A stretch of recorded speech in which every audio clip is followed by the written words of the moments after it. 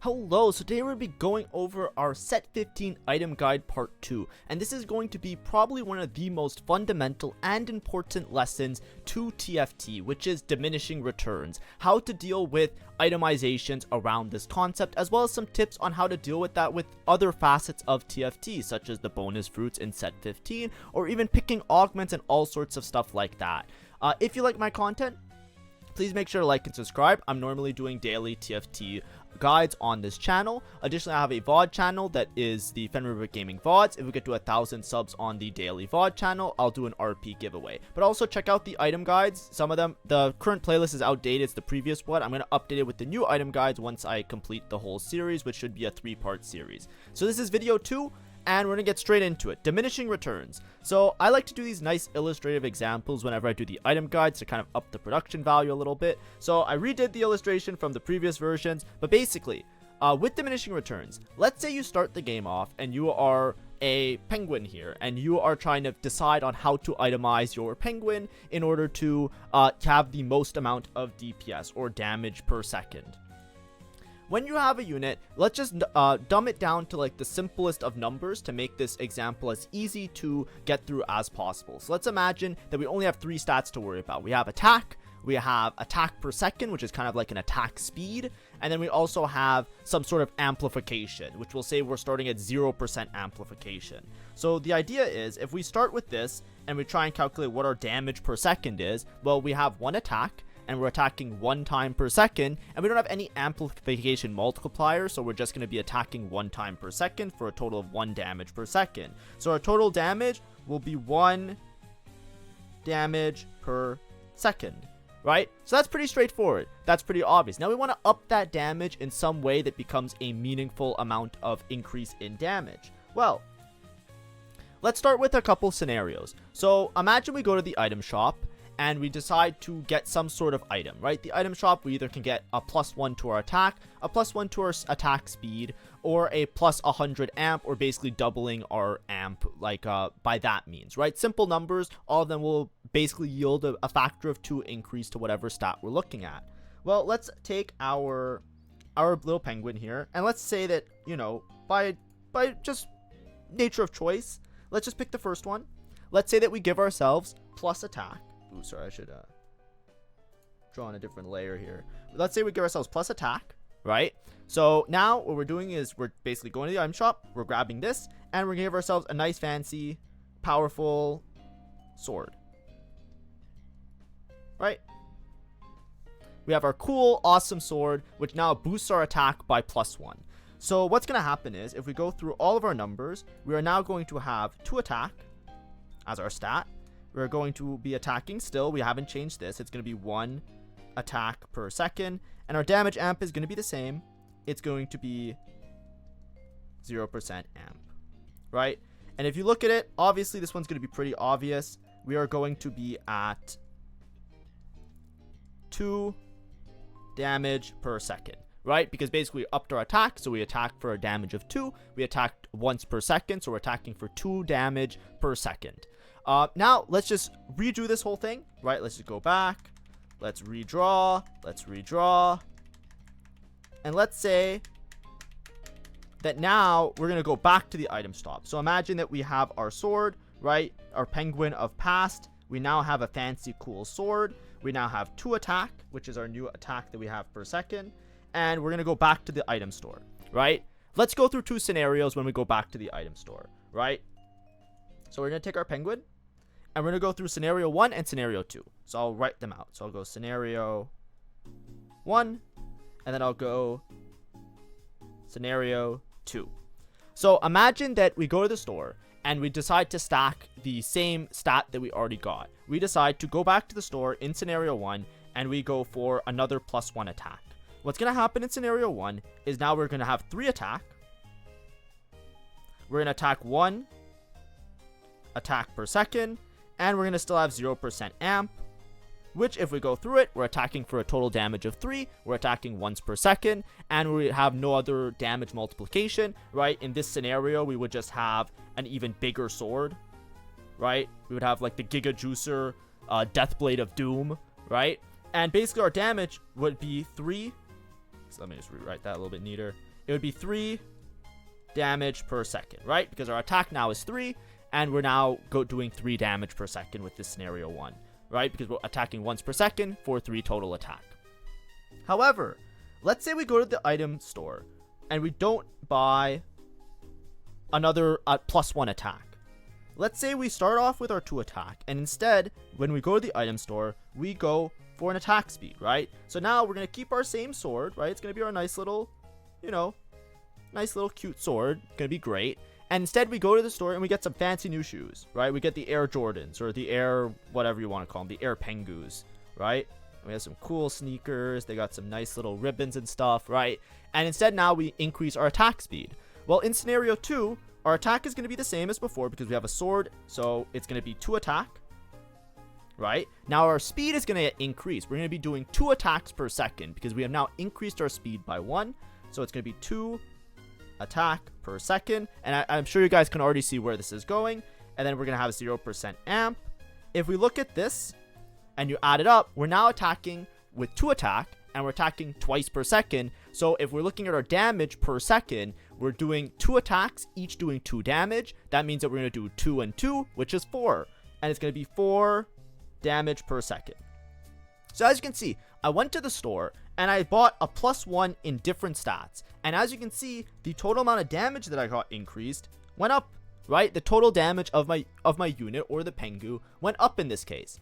This is an illustrative example with very simple numbers, by the way, a very dumbed down, simplified version of diminishing returns. The idea with diminishing returns is always that if you stack the same stat over and over again, you're just going to make that stat, like, you're going to get less of a return on it because it's going to be a smaller percentage increase every time you go up by 1. Originally, when we went +1 attack, it doubled our attack. But then when we had 2 attack and we went +1 attack, it only increased our attack by 33%. There's a diminishing returns effect when you try and stack the same stat multiple times. This applies to all strategy games. It applies in real life. It applies to almost everything. And the idea is that when you have different stats that you can increase, it has more of a multiplicative effect because you're scaling the other stat by a higher percentage increase. In this example, obviously very simple, when we have to attack, instead of putting our stat bonus into the attack, we are now putting it into the speed, which then scales up our damage more. And you can imagine this effect will continue with all the other stats that we have. If we have crit,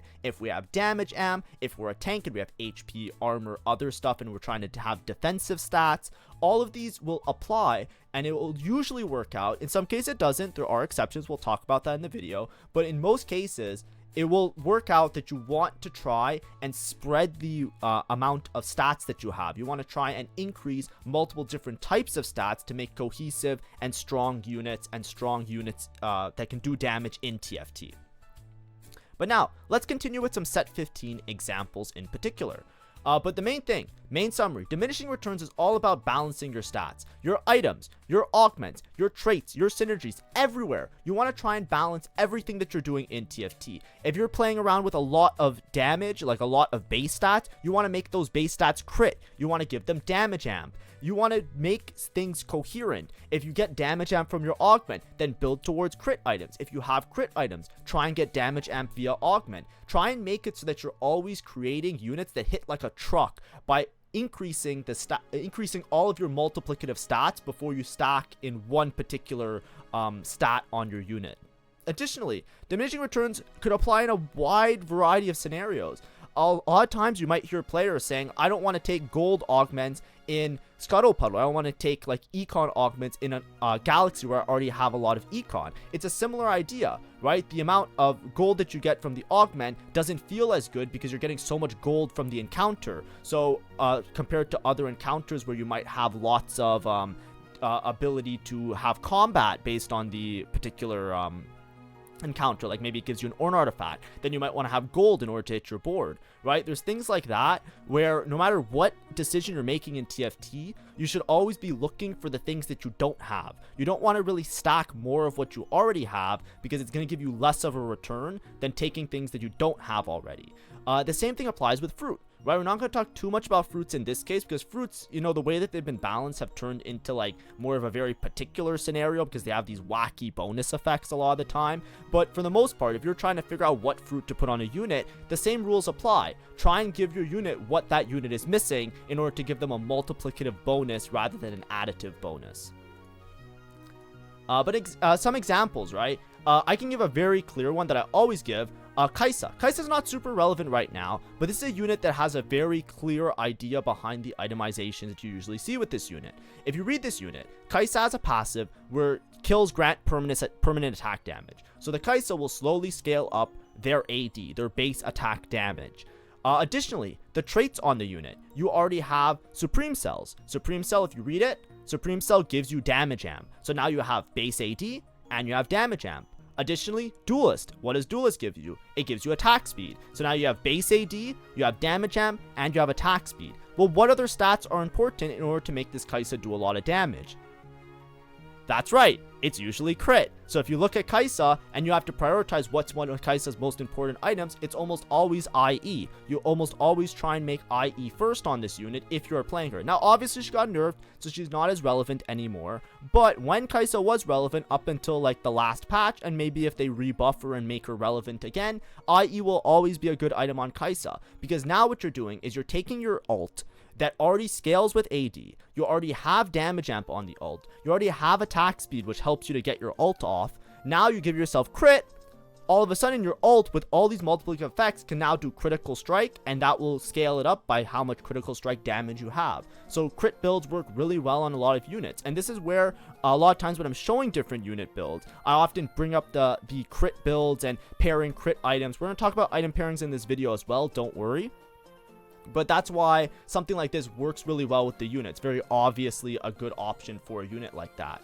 Let's take a unit that's not as clear, but still has a pretty obvious situation, right? Similar to Kaisa, if you take a unit like Karma, for example, Karma is a sorcerer. What does sorcerer give you? Sorcerer gives you a bunch of AP. So this Karma has base AP. So what do you want to build on the Karma? Well, if we have a lot of base AP, one of the more important damage items isn't going to be something like an Archangel's, right? We don't want to give her more AP. She already has a bunch of AP, right? Unless you're not playing Sorc, or you're playing very few Sorc units on your board, chances are Archangel's isn't going to be that effective. If you're playing 6 Sorc, she's already going to have a bunch of AP from Sorc. Instead of making an Archangel's, or instead of making like a Rabadon's even, a lot of times one of the best items to make on her would be a Jewel Gauntlet. Same idea with the Kaisa. You have a lot of base stats, make them crit. Additionally, you want damage amp. Something that works well with her is a Strikers, right? Strikers gives you some crit, right? So it pairs with the crit item really well. We'll talk about item pairings in a slide or two. Don't worry about it if you're a little lost right now. But also gives you a lot of damage amp. Similarly, you can even make a Giant Slayer. Giant Slayer is really good right now. It's one of the best items because you just got buffed, so it's like a little bit overtuned, or it feels really good right now in the current landscape of the game. This gives you a lot of damage amp. Get the crit, get the damage amp, make your Karma hit like a truck. Don't just go into one stat. Don't waste your components making just one stat. Instead, build towards something that is more coherent with what the unit wants in order to have a multiplicative effect on their damage output. Additionally, item pairings. This is something that's really important when we talk about items. You want to make builds that are coherent. The same thing as diminishing returns, you still want to have the items work in such a way that you're getting the stats that you want between the multiple sets of items. So grouping items often makes very efficient builds. Additionally, if you're making a build, it could be very important to have certain items, because some items just don't function outside of certain builds that they have stockpiling effects with, right? So like an example is crit. We just talked about crit already, but crit is a little bit of a weird number, right? Because crit, it's a critical strike chance. Now a normal unit will have, I think, 25% crit chance. So this, with a critical strike chance that you get from Jewel Gauntlet, the abilities can critically strike, but there's only a chance they critically strike. So the damage output isn't like a linear increase. There's a chance that Karma casts, she doesn't crit, and then you just like don't kill a unit, and you can easily just RNG lose a fight because of crit RNG. That's what makes crit a little bit weird. So when you think about item pairings, what item would go well with a Jewel Gauntlet? That's right, anything with a glove. anything with a glove, because all glove items will give critical strike chance. Additionally, Nashers also does because they rework the item. But that's why a lot of times you'll see me say something like, oh, we're making a crit build, let's put a striker's flail on that unit. Because what you're doing with this is you're making a really powerful pair of items that have really good effects with the unit. You have the Jewel Gauntlet, which makes your ability crit. You get a critical strike chance. Then you get Striker's Flail. Striker's Flail gives you additional critical strike chance. Now that makes it more likely for you to actually get the crit, so you're actually getting the effect from the crit build that you're going for. Additionally, Strikers works really well in these cases because it also gives damage amp. So especially on Karma, for example, you want damage amp as well because you have the AP. What are you missing? Damage amp and crit to make this unit hit like a truck. So then you go damage amp and crit, right? You have crit for your ult. This gives you crit strike chance, and it gives you damage amp, right? The critical strikes will give you damage amp that stacks. Additionally, Strikers only gives you the damage amp if you get critical strikes. So you want to pair it with something that gives you critical strike chance. Additionally, there's other items that can go on AP units as well. Nashers recently became an item that works pretty well both on AP or AD units, where critical strikes grant bonus mana. So you pair that with other crit glove items, you're now generating mana as well as being able to increase that critical strike chance. That's the idea behind item pairings. Especially with crit, it matters a lot because of that chance of crit. However, when you're looking at other units, there's also very common builds that come up, and these like reiterate based on the archetype of the unit that you're playing. So for example, a typical AP carry. A typical AP carry, you're trying to balance between mana gen and damage. And how you get that damage is based on the AP carry that you are trying to play. So we talked about Karma, for example, right? If you tie everything together, diminishing returns, building up the item components and all of that, we'll do a comparison of like a build for Rise and a build for Karma, for example. With Karma, you want to scale up her damage. So we already talked about Jewel Gauntlet is a really good item on her. Then you want to have some means of critical strike, some means of damage amp stacking, as well as like giving you more critical strike chance. So something like Strikers works really well. The problem with AP units in particular, they don't do that much damage outside of their ult. All the items, like Karma for example, she has a bunch of AP. She has the Jewel Gauntlet, she has the Strikers. Her ult is basically the only thing that does damage. She's not going to do damage from auto attacking. She's not just going to be like auto attacking and do a bunch of damage because she's not scaling her AD. Auto attacks don't use AP. They only use the AD. So they don't use AP. They only use the AD. So she's only going to do damage when she casts her ult. That means that you want to have her have some sort of mana generation to get that ult off as soon as possible. So a good last item would either be Shojin or Blue Buff or any sort of tier-based item because you want to have mana regen. You want to be able to generate mana so you actually realize the potential of your ult and getting your ult to crit. This is why a lot of AP builds or AP caster builds will look something like this. Some sort of mana gen and then some means of scaling up your damage. Let's take Rise as an alternative. Rise is very different from Karma because Rise has some other things going for him. Rise's mentor bonus is that he gets mana, right? So he actually gets a good amount of mana just from his passive, which is great. That means that sometimes you don't need to build mana gen on him. Additionally, he has synergies of Strategist, which gives damage amp, and Executioner, which makes his ults crit already. So when you look at Rise, what's the most important thing on Rise? AP. This unit loves AP. This is a unit that you want, Rabadons, Archangels, these type of things, because you already have the crit, you already have the damage amp, now you want to get the base stats, and you have some mana gen as well. Sometimes with Rise, you can actually just go off of just tier-based item. You don't need a strictly mana generation item. Something like Void Staff gives a little mana gen. Something like Archangels gives a little bit of mana gen. Something like this would actually be a really strong build for Rise because this combined with his passive that gives mana gen makes him a pretty reliable like heavy hitter in this regard.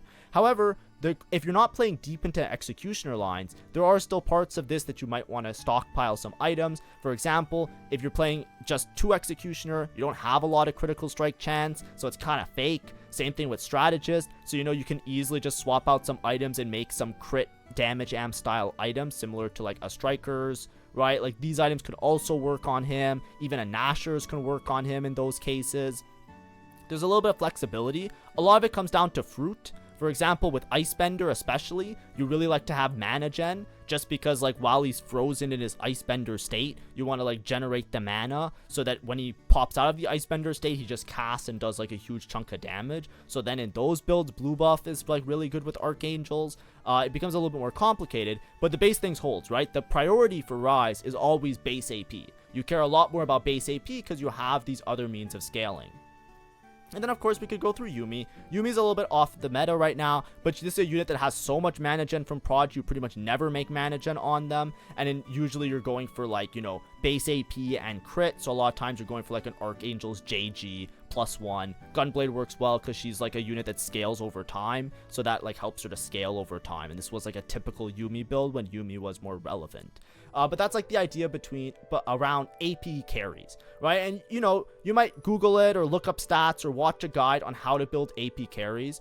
Most of the time, barring certain exceptions, the itemization is usually going to come down to the same concept of diminishing returns. If you look at the stats, barring like, you know, certain items being particularly broken, like Giant Slayer will look really good on all the units because it's really strong right now. Most of the builds will just follow a similar idea, and you can't really go wrong with something like diminishing returns. It will usually just give you or indicate a really coherent and obvious build for the units, and that's usually how the quote-unquote best items are determined in the first place. It's usually based on these facts of how it kind of fits well with the unit in question. Next, we have some AD auto attackers. With AD's a little bit different, so I'm trying to think of an auto attacker right now. Do we even have any decent auto attackers? Ashe, for example. Let's use Ashe as an example. So Ashe is like a main auto attacking unit. What do I mean by that? Her ult doesn't really like do like a chunk of damage, right? She's a marksman. She does auto attacks, and then when she's firing these auto attacks, she just does more auto attacks, right? Her ult is just like, hey, make my auto attacks better. So she's just a unit that wants to have a bunch of attack speed and just attack a bunch. So something like a Guinsoo is pretty good on an Ashe, because not only that, she also scales with attack speed, and she has duelist. Like, even though she has duelist, so you might not need attack speed, it's a little bit diminishing returnsy. Right now, this might change in the future. I think they're removing this next patch, but she also fires arrows based on her attack speed. If you look, there's like a little yellow axe there, not just the orange axe. The yellow axe is attack speed, so she could just get infinite attack speed. She loves it. But the idea is that if you have a unit that's auto attacking a bunch, you want them to continue to auto attack. You want them to attack as many times as possible. You don't care about them casting their ult. You don't care about them having mana generation. What you care about is them just auto attacking as much as possible. Something like a Guinsoo works well. Then additionally, while you're auto attacking, what do you want? A lot of times, a good item pairing with Guinsoo is going to be Kraken.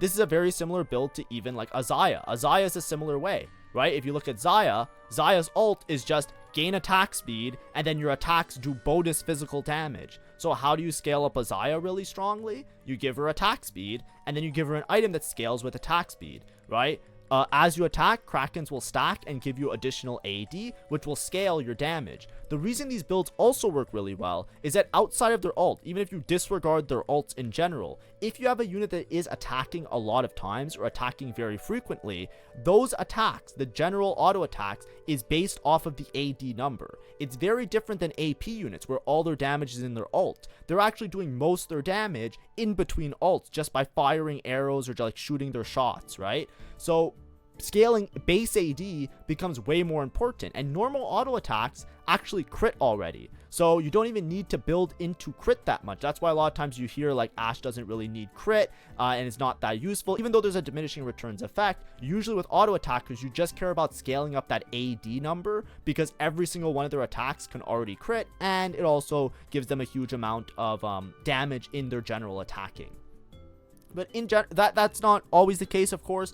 Some auto attacker units also have really strong and powerful ults where they just do a bunch of damage. Example is like Jinx. Jinx is more like a caster AD unit, right? She says attack caster, so it's a little bit different with her. She really loves IE because she does like a huge chunk of damage in her active, like in her giant like nuke blow up the board type of thing.